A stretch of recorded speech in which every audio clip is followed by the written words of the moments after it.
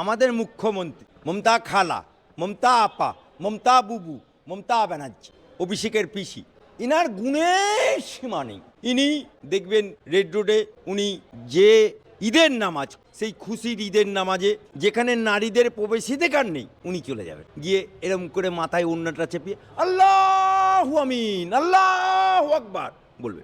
আবার দেখবেন এই মমতা ব্যানার্জি মা দুর্গার পুজো এলে তখন ফিতে কাটতে গিয়ে বলবে আমি সাত্বিক ব্রাহ্মণ, যাও দেবী স্বর্গভূতস্যৈ নমস্তস্যৈ। আবার এই মমতা ব্যানার্জি কবিতা লেখে এপাং ওপাং ধাপাং। আবার এই মমতা ব্যানার্জি ছবি আঁকে, এই ছবি কোটি টাকায় বিক্রি হয়, যে কেনে সে জেলে যায়।